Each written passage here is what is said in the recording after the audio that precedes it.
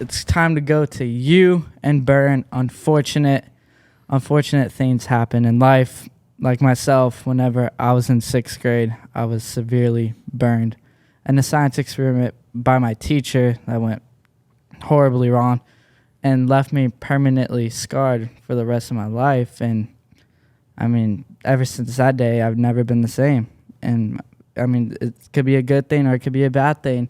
But I mean, I'm sure you, as a fighter, have gone through so many unfortunate things that happen. And are there any burn moments? We overall, I can say I was fortunate to have a pretty pleasant career.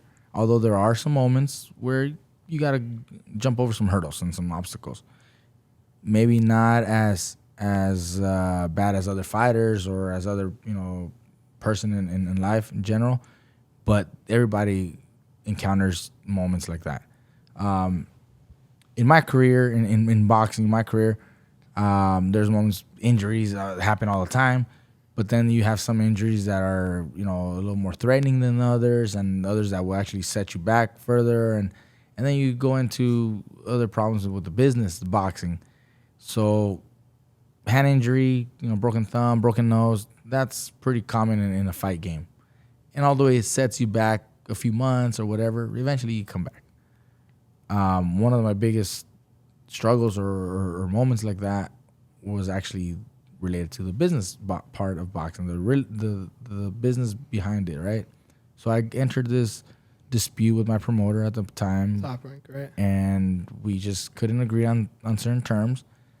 That kept me away for 2.5 years. But when it started, there was no finish line. There was no end, finish line time frame where, I just got to get through it for these next few months or for this next year, and then eventually I'll get over it. It was just like endless. You were like in limbo. Like you have no idea what's going on. You don't know how far, how long this is gonna take. All meanwhile, you still got your family. I still got my kids. I got payments. I got mortgages. I got attorney fees. I got all this. So eventually, you start to see you're in trouble. You don't have money. You're running out of money. You still got to, like I said, pay all these bills, and you guys still got to pay attorney fees and mortgages and car payments.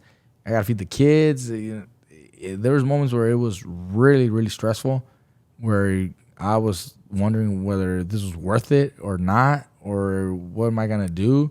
So those moments really, really put things into perspective.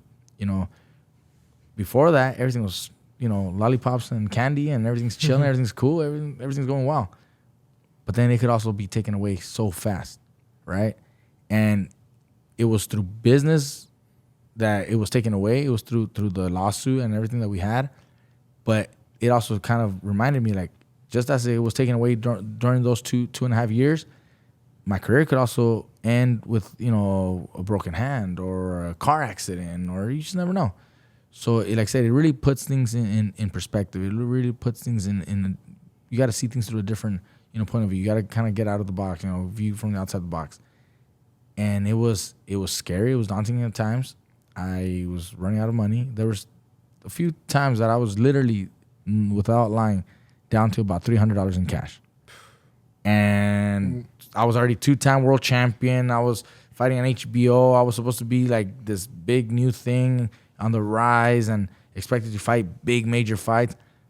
And here I am with literally $300 in my pocket. I took that and go to the grocery store and buy some groceries so I could have at least some food for the kids at least for the next week or week and a half until something else, came by and then I could, maybe make another $1,000 or $2,000 or whatever and do something else with it. And so for a few months it was like that during that period. But it also, at the time, it also taught me to, like I said, value things differently and value, moments and family and friends over materials, over the cars, over, things that sometimes we're valuing more than we should. So those moments there during that period did change the way I look at, not only the sport, but also life and family and friends and where you really want to value and who you want to spend time with and what's really worth, in the type of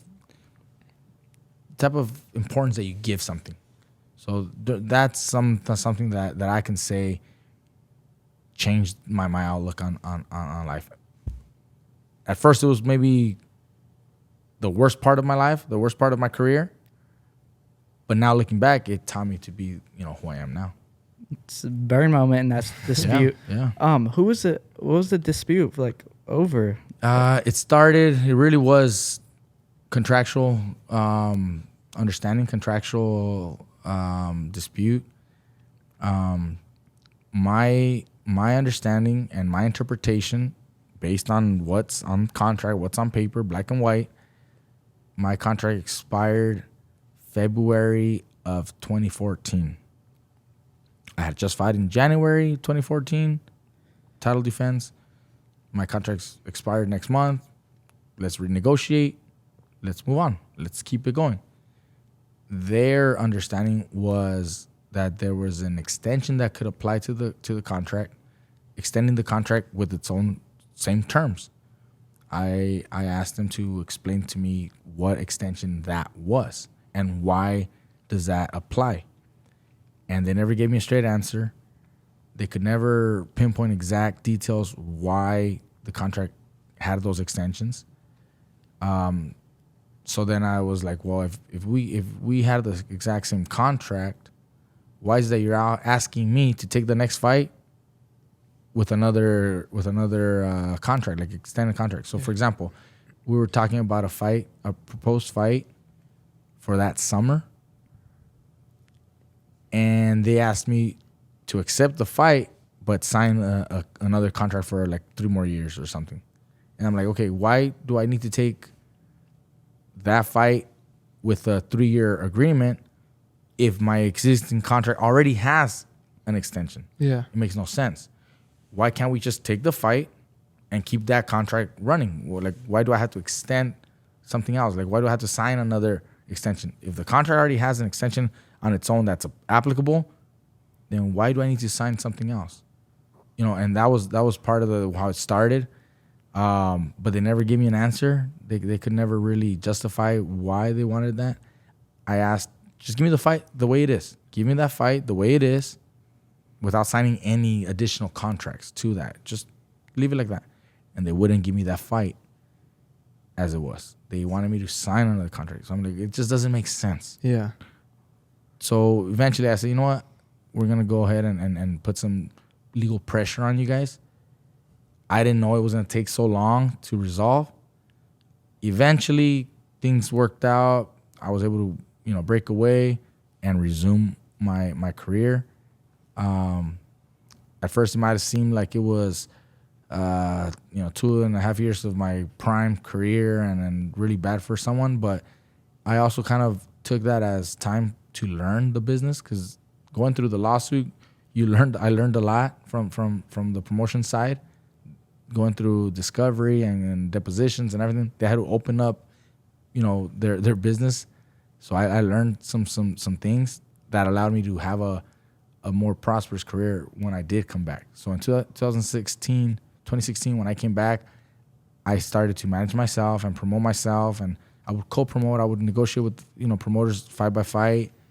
It allowed me to get the fights that I wanted, fight the names that I felt were best, and really dictate where I take my career and how to guide myself, and made also the most money, so it worked out.